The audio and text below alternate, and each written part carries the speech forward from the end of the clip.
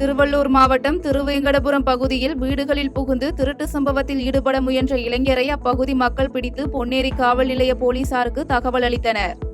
இதனையடுத்து சம்பவ இடத்திற்கு வந்த போலீசார் இளைஞரை மீட்டு காவல் நிலையம் அழைத்து சென்று விசாரணை மேற்கொண்டு வருகின்றனர்.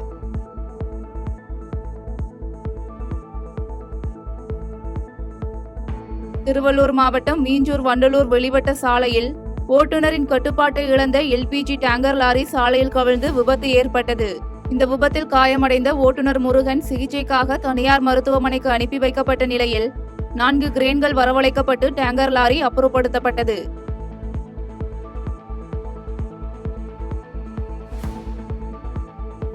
திருவள்ளூர் மாவட்டம் பொன்னேரியில் தூய்மை பணியாளர்கள் உட்பட உள்ளாட்சி ஊழியர்களை பணி நிரந்தரம் செய்ய வலியுறுத்தி CITU தொழிற்சங்கத்தினர் சாலை மறியல் போராட்டத்தில் ஈடுபட்டனர். இதனையடுத்து போராட்டத்தில் ஈடுபட்டவர்களை அப்புறப்படுத்த முயன்ற போலீசாருக்கும் தொழிற்சங்கத்தினருக்கும் இடையே தள்ளுமுள்ளு ஏற்பட்ட நிலையில் 100க்கும் மேற்பட்டோரை போலீசார் கைது செய்து தனியார் மண்டபத்துக்கு அழைத்து சென்றனர். தொடர்ச்சியாக பல ஆண்டுகள் பணியாற்றக்கூடிய இத்தொழிலாளர்களை பணி நிரந்தரம் செய்ய வேண்டும். குறைந்தபட்ச ஊதியம் ரூபாய் 26,000 என்பதை தர வேண்டும் போன்ற கோரிக்கைகளை வலியுறுத்திதான் இன்றைக்கு தமிழகம் முழுவதும் வேலை நிறுத்தம் மறியல் போராட்டத்தை CITU அமைப்பு அறிவித்து நடத்தி கொண்டிருக்கிறது. அதனுடைய ஒரு பகுதியாக இங்கே பொன்னேரியிலே இந்த போராட்டம் நடைபெற்றுக் கொண்டிருக்கிறது. தமிழக அரசு சங்கத்தை அழைத்து பேச்சுவார்த்தை நடத்தி எங்களுடைய கோரிக்கைகள் குறித்து சுமூகமான தீர்வை எட்டப்பட வேண்டும். இல்லை என்று சொன்னால் எங்களுடைய போராட்டம் மேலும் தீவிரமடையும், மேலும் விரிவாக கொண்டு செல்வோம் என்பதை இந்த நேரத்தில் தெரிவித்துக் கொள்கிறேன். திருச்சி மாவட்டம் திருவானைக்காவல் பகுதியில் தனியார் மருத்துவமனை மற்றும் ரோட்டரி கிளப் சார்பில் நடைபெற்ற மாபெரும் கர்ப்பப்பை வாய் புற்றுநோய் விழிப்புணர்வு பேரணியை ரோட்டரி மாவட்ட ஆளுநர் கார்த்திக் கொடியசைத்து துவக்கி வைத்தார். இந்த பேரணியில் கலந்து கொண்ட கல்லூரி மாணவிகள் புற்றுநோய் குறித்த பதாகைகளை ஏந்தி பொதுமக்களுக்கு விழிப்புணர்வு ஏற்படுத்தும் வகையில் முழக்கங்கள் எழுப்பினர்.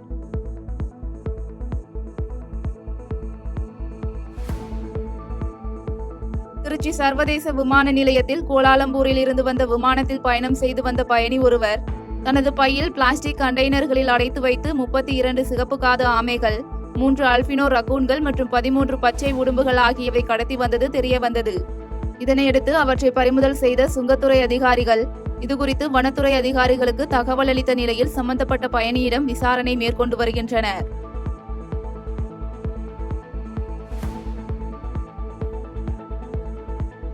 திருப்பூர் மாவட்டம் நஞ்சப்பன் கவுண்டன்புத்தூர் ஓடையில் அனுமதியின்றி மணல் கடத்தலில் ஈடுபட்ட 3 பேரை போலீசார் கைது செய்தனர். தொடர்ந்து மணல் கடத்தலுக்கு பயன்படுத்தப்பட்ட 2 டிராக்டர் மற்றும் 1 JCB வாகனம் ஆகியவற்றை பறிமுதல் செய்த போலீசார் கைது செய்யப்பட்டவர்களை நீதிமன்றத்தில் ஆஜர்படுத்தி சிறையில் அடைத்தனர்.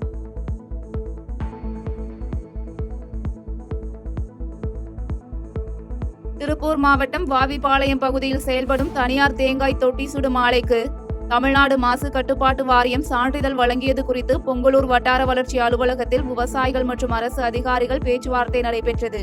இந்த பேச்சுவார்த்தையில் தேங்காய் தொட்டி சுடும் ஆலை காரணமாக அப்பகுதியில் உள்ள நிலத்தடி நீர் முற்றிலும் மாசுபட்டுள்ளதாகவும் இதனால் தங்கள் விவசாய வாழ்வாதாரம் பாதிக்கப்பட்டதாகவும் தெரிவித்த விவசாயிகள் அரசு அதிகாரிகளுடன் வாக்குவாதத்தில் ஈடுபட்டதால் பரபரப்பு ஏற்பட்டது.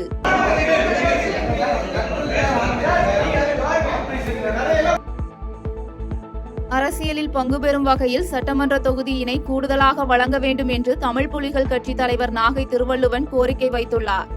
இது தொடர்பாக நாமக்கல்லில் செய்தியாளர்களை சந்தித்த அவர் குறவரின மக்களை ST பிரிவினில் ஒருமித்து கொண்டு வர வேண்டும் என்று வலியுறுத்தினார். SCல இருக்கிறவர்களையும் ST பிரிவுக்குள்ளாக கொண்டு வந்தால் எங்களுடைய மக்கள் தொகை, குறவரின மக்கள் தொகை, பழங்குடியின மக்கள் தொகை ஏறத்தாழ 35 லட்சத்திற்கும் மேற்பட்ட மக்கள் இந்த மக்கள் இருக்கிறார்கள். எனவே அவற்றிற்கு ஏற்றாற்போல் இடஒதுக்கீட்டையும் உயர்த்தி தர வேண்டும். புதுக்கோட்டை மாவட்டம் திருவரங்குளம் ஸ்ரீ பெரியநாயகி அம்மாள் சமேத ஸ்ரீ அரங்குலநாதர் கோயிலில் பாலாலயம் நடைபெறுவதை முன்னிட்டு சிறப்பு பூஜை மற்றும் பஞ்சமுக தீபாராதனை காண்பிக்கப்பட்டு வழிபாடு நடைபெற்றது. இந்த பாலாலய நிகழ்வில் சுற்றுவட்டார பகுதியில் இருந்து ஏராளமான பொதுமக்கள் கலந்து கொண்டனர்.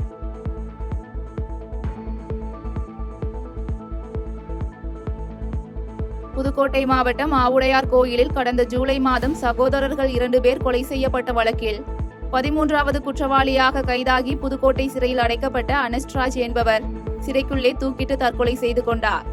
இதனைத் தொடர்ந்து சிறை காவலர்கள் உயிரிழந்தவரின் உடலை மீட்டு பிரேத பரிசோதனைக்காக புதுக்கோட்டை அரசு மருத்துவக் கல்லூரி மருத்துவமனைக்கு அனுப்பி வைத்த பின்னர் இச்சம்பவம் குறித்து விசாரணை மேற்கொண்டு வருகின்றனர்.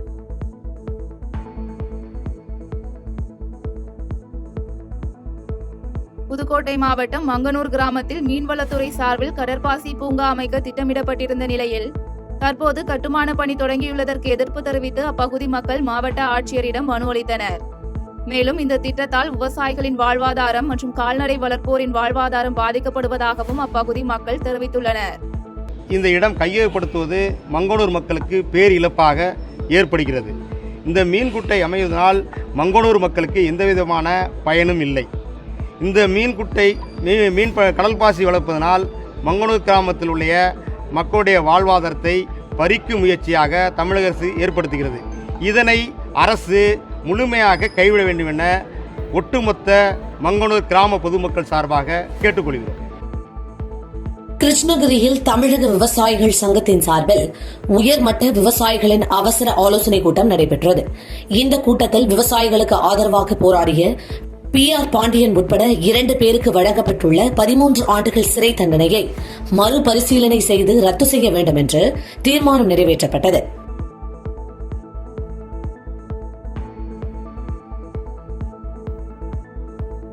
கிருஷ்ணகிரி மாவட்டம் மத்தூர் பேருந்து நிலையத்தில் தமிழக வாழ்வுரிமை கட்சி சுற்றுச்சூழல் அணி சார்பில் ஊத்தங்கரையில் இருந்து புலியூர் செல்லும் சாலை விரிவாக்க பணிக்கு புளிய மரங்கள் வெட்டப்படுவதை கண்டித்து கண்டன ஆர்ப்பாட்டம் நடைபெற்றது. இதில் சுற்றுச்சூழல் பாதிக்கும் வகையில் அதிக அளவு சாலையோர மரங்கள் வெட்டப்படுவதால் இயற்கை சூழல் பாதிப்பு ஏற்பட்டுள்ளதாக கூறி நெடுஞ்சாலைத்துறையை கண்டித்து கண்டன கோஷங்கள் எழுப்பப்பட்டது. இதை கண்டித்து நெடுஞ்சாலைத்துறை கிட்ட ஏற்கனவே பல முறை மனு கொடுத்து போராடி இருக்கோம். நெடுஞ்சாலைத்துறை செவிசாய்க்கல. அதோடு இல்லாம அந்த மரங்கள் வெட்டப்படும் பொழுது இயற்கை சூழல் பெருமளவு பாதிக்கப்படுது. பட் அந்த மரங்கள் வெட்டி அப்புறப்படுத்த பணியின் போது அந்த சாலையில் மண் ஜல்லி கல்லெல்லாம் அத்தனையும் அவங்க சாலையிலே போட்டு போயிடுறாங்க. இதனால் இருசக்கர வாகனங்களில் பயணிக்கிற தம்பிகள் கீழே விழுந்து அடிப்படை தொடர்ந்து அந்த விபத்துகள் ஏற்பட்ட வண்ணமே இருக்குது. இது சம்பந்தம் பல முறை புகார் தெரிவித்தோம். நெடுஞ்சாலைத்துறை எந்த விதமான நடவடிக்கை எடுக்கல. அதனால இன்னைக்கு தமிழக வாழ்வுரிமை கட்சியின் சுற்றுச்சூழல் அணியின் சார்பாக இன்னைக்கு ஒரு கண்டன ஆர்ப்பாட்டத்தை மத்தூர் பேருந்து நிலையத்தில் நடைபெற்றிருக்கிறோம். திருப்பத்தூர் மாவட்டம் வாணியபாடியில் இருந்து சென்னையில் நடைபெறும் தூய்மை பணியாளர்கள் போராட்டத்தில் பங்கேற்க சென்ற தூய்மை பணியாளர்களை போலீசார் வீட்டு சிறையில் வைத்ததாக குற்றம் சாட்டு எழுந்துள்ளது.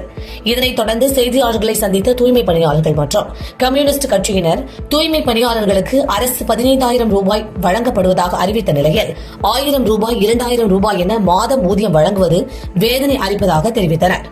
மாதம் 18,000 சம்பளம் வழங்குவேன் என்று இந்த மாநில அரசே அறிவித்தது.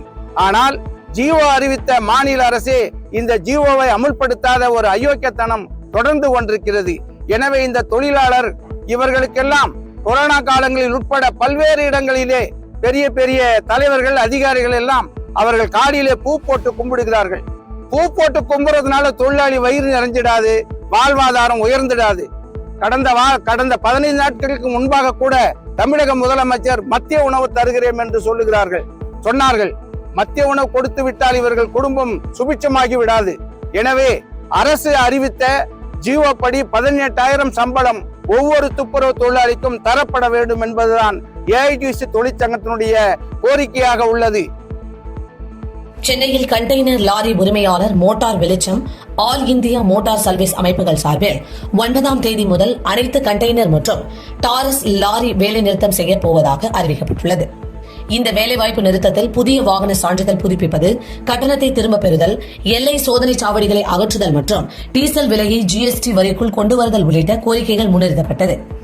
துறைமுகங்களுடைய அனைத்து ட்ரெய்லர், டாரஸ், கண்டெய்னர், அனைத்து லாரி உரிமையாளர் சங்கங்கள் மற்றும் மோட்டார் வெளிச்சம் all India motor service Tamil Nadu முழுவதும் 9ஆம் தேதி நள்ளிரவு முதல் அனைத்து வாகனங்களும் இயங்க முடியாத சூழ்நிலையிலே நிறுத்தி வைக்கின்றோம். திருப்பரங்குன்றம் மலை உச்சியில் தீபமேற்றும் விவகாரம் தொடர்பாக உண்ணாவிரத போராட்டம் நடத்தி அனுமதி அளிக்க கோரி ஒரு பிரிவினர் திருப்பரங்குன்றம் காவல் நிலையத்தில் மனு அளித்தனர்.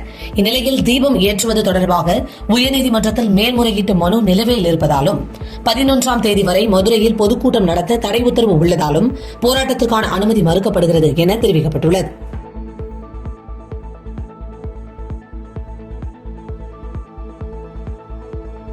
வேலூர் மாவட்ட ஆட்சியர் அலுவலகத்தில் நடைபெற்ற பொதுமக்கள் குறைதீர்ப்பு கூட்டத்தில் நெல்லூர்பேட்டை ஈஷா ஏரி பகுதியைச் சேர்ந்த பொதுமக்கள் மாவட்ட ஆட்சியர் சுப்புலட்சுமியிடம் மனு அளித்தனர்.